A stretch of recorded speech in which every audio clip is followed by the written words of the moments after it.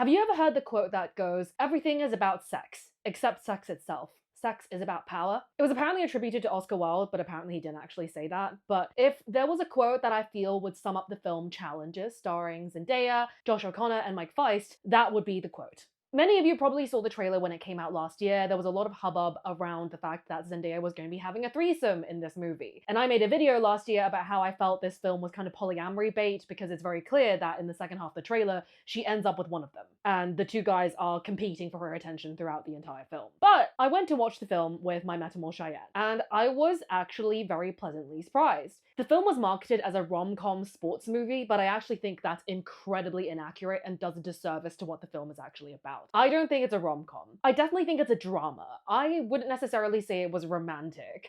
It's definitely a sports film, but that doesn't fully encapsulate what it's about. A very common criticism of a lot of love triangle rom-coms is that it's not actually a love triangle, it's just one person interested in two people and having to choose between them, but those two people don't really have any affiliation with each other. So it's not really a triangle so much as an angle or a corner. But Challenges is certainly a triangle, just not a love triangle.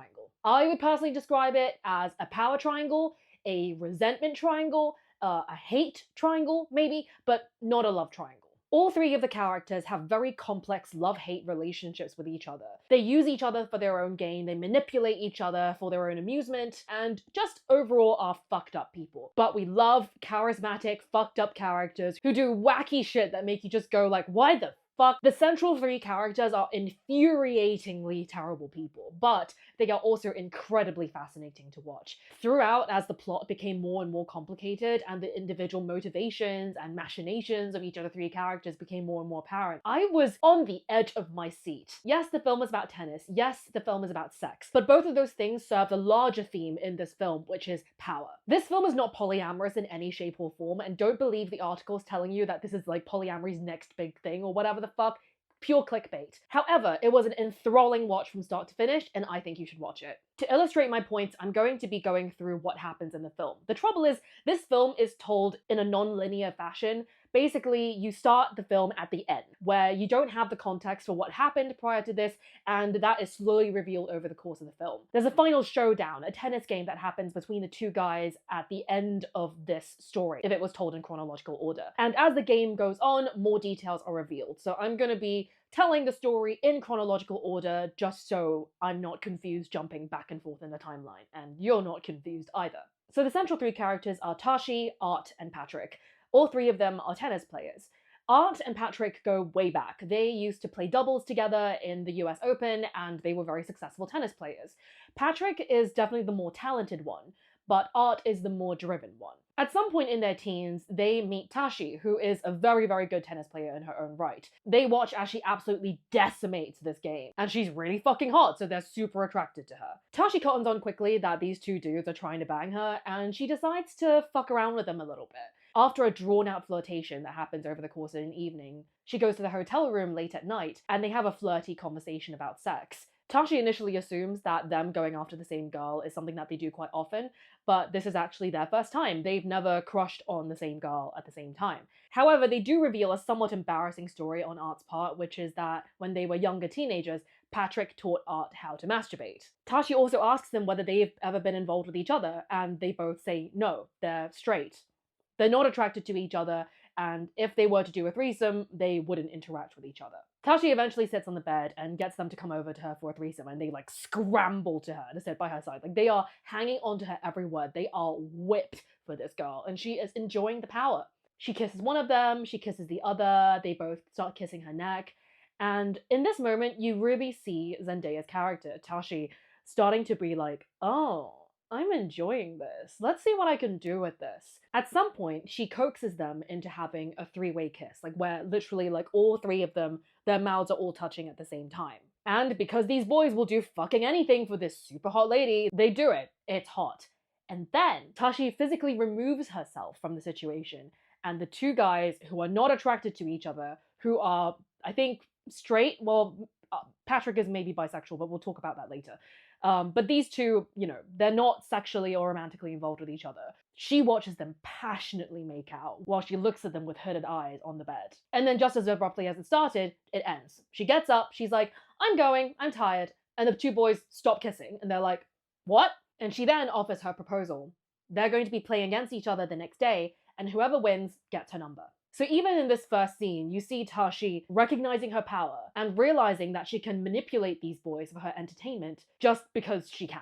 And these boys are along for the ride. They love a good challenge. Presumably, they already see Tashi as this trophy that they're going to win, and having her as the potential reward gets them going for this tennis game. Early in the evening, Tashi has a long monologue about how she feels that tennis is a relationship, and you can tell that this monologue is going to be like the centerpiece of the film because she's lit in such a way that makes me think the director was trying to tell me, like, hey, pay attention to this. She's looking good. She's saying some shit. Listen to her. And, you know, for my own personal reasons, I think that Luca Guadagnino kind of over-directed some parts of this film, but, like, the film is such a crazy time that, like, I kind of don't care. Anyway, tennis is a relationship, she says. And she thirsts for, like, a good game of tennis, like, where the people are actually invested in not just, like, the game, but also, like, the competition, the winning, the striving for it. And this is why I think that everything in this film is about power. Her making the boys compete against each other in the tennis game to win her number, power. All the shit she does later in the film for their tennis careers, power. Making these boys fight for her attention in their personal relationships, power. And at this point, you're probably thinking, Tashi does not sound like a likable person. And you're right, she isn't. But she's a hot dom making these two boys her bitch, and I'm invested. So the two boys play a game against each other the next day, and Patrick, who is the more talented player, wins the game, so he gets Zendaya's number. There's a scene sometime after Patrick gets Tashi's number where him and Art are just playing a game of tennis, and Art is very interested to know whether Patrick and Tashi had sex. And basically they agree on a code between them that if Patrick and Tashi did have sex, then he would indicate that, not verbally, but by serving the ball in the way that Art does. Because the two of them have a different serving style. Patrick serves like this, and Art serves by putting the ball in like the neck of his racket and doing this. Can you tell that I'm a former tennis player? I used to play when I was a teenager. Anyway, Patrick serves during this game, and he serves in the way that Art does, so Art immediately knows that they had sex. This is a Chekhov's gun. This is important later. Later on, Zendaya and Art end up getting a tennis scholarship at Stanford while she's still dating Patrick. And on one of Patrick's visits to Stanford to see Tashi, him and Art have a conversation where Art essentially expresses some jealousy and tries to like basically manipulate them to break up by telling each of them that he doesn't think that the other is as interested in them as they claim to be. Art is still in love with Tashi. Art thinks that Tashi can do better, and he wants to take his best friend's place. Patrick sees right through him, but he clearly doesn't see Art as a threat. He just kind of thinks it's kind of cute. And there's a very homoerotic energy between them during this scene because they're eating churros. And they're like eating them like really close to each other. They're like offering the churros for the other person to bite on. Like it's very phallic, right? And they eat several things like bananas and shit over the course of this film that make me think that this was absolutely intentional. A lot of people have theorized that Art and Patrick are like bisexual or like closeted gay or like whatever, you know, when watching this film. And I disagree. My hot take is that the energy between them is not homosexual, but homoerotic. They are gay for each other in the very unique way that straight men are. Like, have you ever met those kinds of like really straight dudes who like are so straight that they hate women and they'll watch porn together with their mates because they think it's funny, and they'll like play Limp Bizkit and shit like that? Like, that's gay as fuck in a straight way. And I think that's the kind of energy between them. Like, all of this competition going on between them, like trying to win Tashi's affection, is ultimately a move to kind of impress each other. A lot of straight men do this, where they'll use women as trophies and they'll use women as vessels through which they express admiration for other men or affection for other men. And so in that sense, like, yeah, they're kind of gay, but they're gay through Tashi's character, which makes them straight. They certainly have love for each other. They have a very deep bond that goes back from like to when they were teenagers, right? Like, there's certainly like a platonic love between them. But like, as sexy as the energy between them is, I don't think it's sexual. Like, I don't think that they secretly want to bone each other or anything. I just think that they really just kind of get off to this energy that they have with Tashi, and this competitive energy, this very masculine energy, ultimately, that is going on between them for this whole film. Like, I'll shove my dick in your face, not because I want you to suck it, but because I want you to validate me for how masculine I am and how big my dick is. Or I want to beat you at tennis, not because I want you to think that I'm super hot and talented, but because I get validation from winning this girl that I know that you want. And I'm gonna steal your girl, not because I get jealous seeing you two together, but because if I win her from you, then I'll have one-upped you. And that makes me more powerful than you as a man. Like, over the course of this film, these two guys go from, playfully bantering with each other about this girl that they're competing for to really focusing on Tashi and their relationships to Tashi as their own relationship breaks apart. And it kind of comes full circle at the end. I'll get to that. Anyway, so Art tries to break Patrick and Tashi up. And eventually he does get an opportunity. Tashi and Patrick have a fight because essentially they're having sex, and then at some point she starts giving him tennis tips for his upcoming tournament. And Patrick gets quite annoyed at this because he's like, I'm your peer, I'm your equal. Who the fuck do you think you are trying to coach me? You're my girlfriend. And Tashi doesn't like that. Tashi has really enjoyed having this dominant energy over these two guys, and so she doesn't like it that Patrick sees her for who she is, sees her as a peer and as an equal. She wants him to be her bitch. And they have this very competitive, tussling energy between them because she wants to come out on top. But he's refusing to. He's being a brat about it, essentially, if we want to view this as a kind of kink dynamic. And she doesn't like that. She wants him to be a sub. So they have a huge fight and she leaves. Patrick, because he's mad at her, doesn't show up to Tashi's next game. And during this game, Tashi suffers an injury to her knee. She falls over, twists her knee, and basically ruins her entire career. And I need to emphasize at this point just how good at tennis Tashi is. Like, Art and Patrick clearly look up to her as a tennis player. They both think that she's a better tennis player than them. But Art definitely pedestalizes and idolizes Tashi, whereas Patrick is like, I can beat her, and I can get as good as she is. So when she suffers this fatal injury, she suddenly makes herself quite vulnerable because essentially her career is done. She knows what her potential is, and she will never be able to reach it. And as she falls over on the court, Art swoops in to comfort her because Patrick isn't there. There's literally a moment in the emergency room where Patrick, realizing what's happened, comes in late, sees Art and Tashi together, and they both tell him to get the fuck out. And there's a look that goes between Patrick and Art where it's understood that, yes, Art is there because, Tashi suffered an injury and she needs someone to be there for her, but he's also doing it to steal her away. At a later point, it's confirmed that Tashi's tennis career is done. But tennis is the only thing that she's good at, so Art suggests to her that she should become his coach. And even though there's clearly some energy between them that is still kind of very flirty, and it's definitely crossing some professional and personal boundaries there, she agrees. We get a little time skip. Tashi and Art end up together. They're married or whatever, and she's basically helping him compete in all the major championships. And his career is like taking off. He may not have as much natural talent as Patrick, but he's got the drive. And because Zendaya's made him her bitch, as she always wanted, she's really driving him to success. In the interim, in a game in Atlanta, Patrick shows up one night and Tashi cheats on Art. But that isn't revealed until like later in the film. But it's important context to basically say that Tashi still has very strong energy with both of these guys. Anyway, some years later, Art is at the top of his career. He is this close to getting a career Grand Slam, which is basically winning one of all the major tennis championships. I've forgotten their names, it doesn't really matter. But he is miserable. Him and Tashi have a kid at this point, and even though they are rich and at the top of their game and whatever, he is deeply, deeply resentful. Tashi has so much control over him. She's his agent, she's his marketer, she does absolutely everything to drive him to success. And the relationship between them is kind of more like between like a mother and son than it is between like an equal partnership. And Tashi clearly hates him for a couple of reasons. One, because of her own failed tennis career, she's effectively trying to live through him.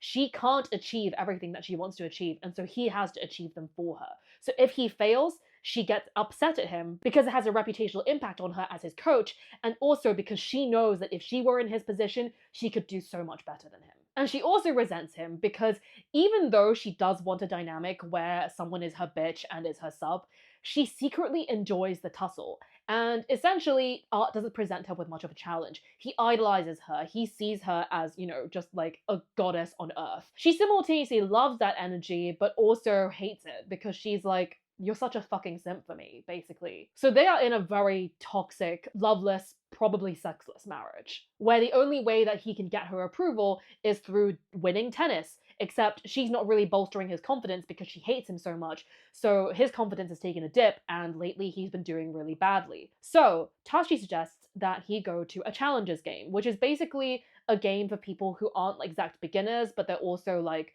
you know, not good enough for like the big leagues. And so, you know, they kind of compete with each other to like practice essentially like for like the bigger games.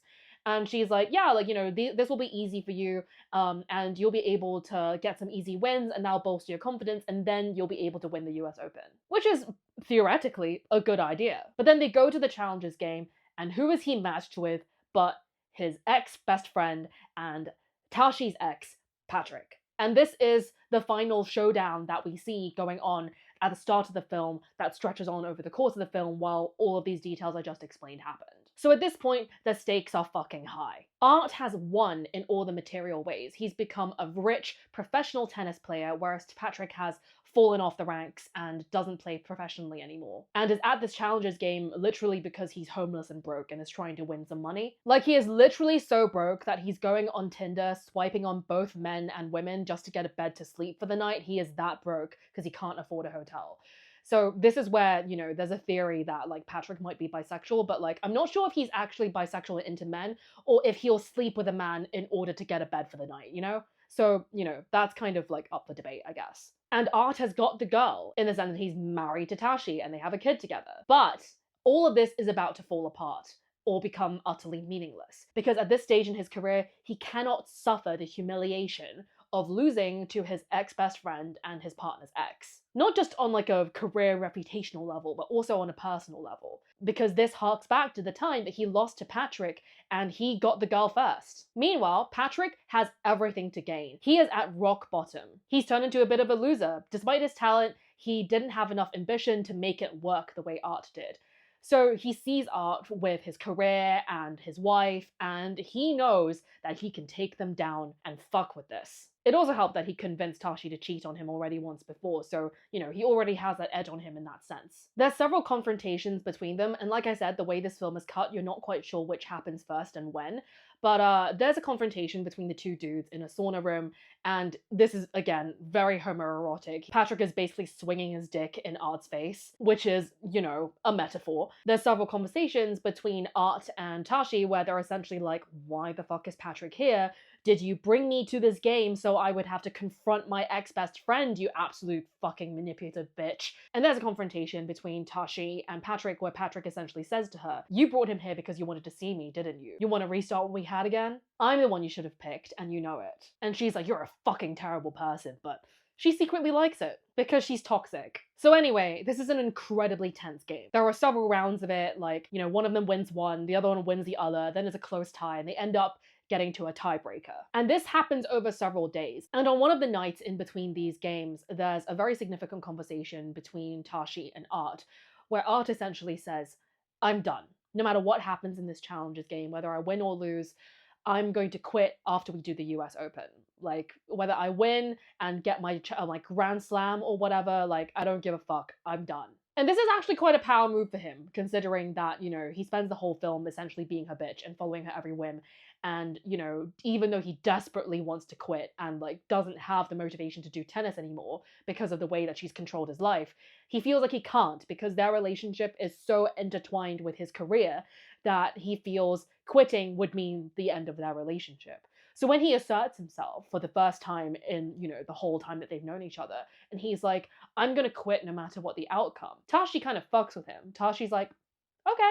And you can see the anxious attachment come out in this boy like that because he's like, wait, what do you mean you're okay with it? You would have fought me on this before. What the fuck is going on? So he's like, I'm not, you know, I don't believe you, basically. So Tashi essentially gives him what she knows the toxic side of him wants and kind of needs in order for his career to succeed. Which is, if you lose this game, I'm going to leave you. Which is fucked.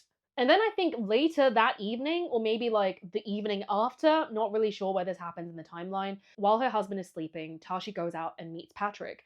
And they meet in his car, and she essentially tells him, I need you to lose this game. I cannot deal with the professional and personal humiliation that losing to you would cause, so do me a favor and please lose the game for me tomorrow. And Patrick is like, what the fuck? But he agrees, and they have sex. But not before having like a humongous fight in the middle of a windstorm, which is another moment that took me out of the film, because I was like, okay, I get it. It's stormy. There's a literal storm. There's shit flying everywhere because it's a shit storm. I fucking get it, Luca Guadagnino. You do not need to spell it out for me, like, Jesus. Anyway, the next day is the final game, and the stakes are high. Tashi is sad. She is watching what she knows is the game of their lives. Because they're not just competing for their personal reputations, but they're also competing for her. It's a replica of the first game from years ago when she first met them, when she made them compete in this game of tennis to win her hand. But Patrick has a trick up his sleeve. Remember what I said about the Chekhov's gun? Here it is.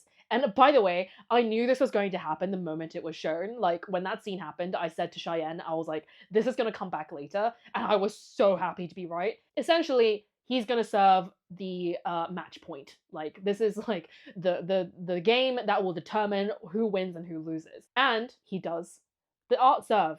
He puts the ball into the neck to indicate, I fucked Tashi last night, and serves the ball. And they share a look across the tennis court that was honestly so fucking perfect, because both of these dudes essentially realized at exactly the same time. We have been played. We have been played literally, metaphorically, in all the fucking ways. We have been played for this tennis game. We've been played by this girl. Our bromance has been destroyed because of this girl, and we have spent so many years trying to compete with each other for what? Bros before hoes, dude. They play a furious fucking game of tennis. They start, you know, like on the far end of the court, and it slowly becomes a volley, which is what happens when you're on like the front end of the court, like closer to the net, and like the ball doesn't bounce, like you're just hitting the ball like back and forth each other, and the ball is just going through the air. It's insane. Like, I do not know how the fuck they filmed this. There were so many camera angles in this that were literally fucking ludicrous. I think they put the camera inside the ball at one point. They must have strapped a GoPro to one of the players.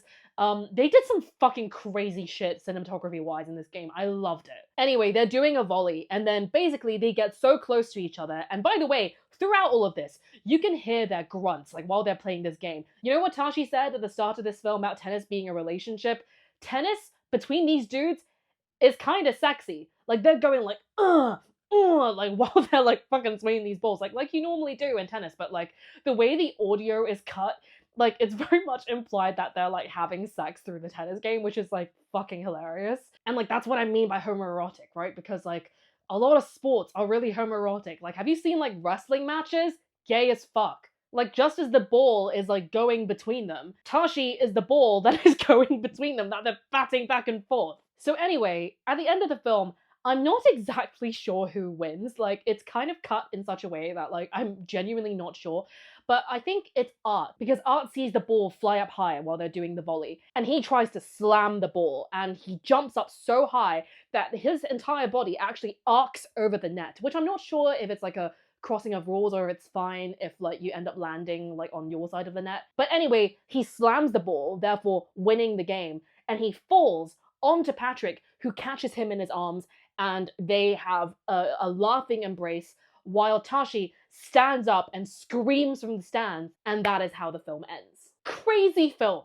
Crazy, sexy, exciting, enthralling film. I was gripped from start to finish. Like, I was genuinely like so invested in a game that I didn't think I'd care this much about. I was like ready to be invested in like the romance and like not the tennis at all, but like they were the same thing in this movie. They were inextricably linked in some really fucked up ways that definitely blur a lot of boundaries, but it made for a great story. A lot of people are very confused about the ending, including myself, because like these boys basically realize that they've both been played by Tashi, and I guess through this tennis game they reunite because like it essentially becomes a draw, right? Like, I think that's what happens. And they embrace and they're laughing, and it's like, okay, so like, are they good now? Like, what's gonna happen after this? Like, are they just gonna both date Tashi? Like, or are they gonna dump Tashi and run off into the sunset? Is Tashi, like, done with them because, you know, they finally played a good game of tennis that she's been, like, striving for all this time, and now she's had a figurative orgasm and she's done? Like, I don't know. The film kind of leaves it open, which is kind of cool. So, like, for those of you who really want to read polyamory into this, you could say that, like, by the end of the film, like, the two dudes, like, reconcile their bromance and, I guess, consummate the energy between them. And so, in effect, they become, like, a triad again. And they go back to, like, how they were, like, when, you know, they tried to have a threesome together and, you know, things were all good between them. And in that sense, come back full circle. I'm not really sure. But also in many ways, like with how like their personalities are and how the power dynamics played out throughout this film, in many senses, Art is destined to be the husband, the trophy husband, if you will. And Patrick is destined to be like the kind of bratty side piece. Maybe they resolve all that toxicity after this film. We'll never know. You can write fan fiction about it. I'm sure it'll be super hot. So, as you can tell, I loved this film. It was the sexiest film I'd ever seen that actually didn't have any sex scenes. Like, the closest we get is that almost threesome where she makes them kiss and then leaves. There is no sex in this film, but it is kinky. It is a kinky ass dynamic between all three of them. The tennis is kinky, the manipulation is kinky, the shit they say to each other is kinky. Like, it is so fucked up, but you are turned on throughout. It is toxic, and I loved it. So yeah, if you've seen this film, let me know whether you agree about like the love triangle, power triangle thing and various other things I said in this. And if you haven't seen it and somehow watched this anyway, I hope you go and watch it anyway because it's really fun. Let me know your thoughts in the comments and I'll see you next time.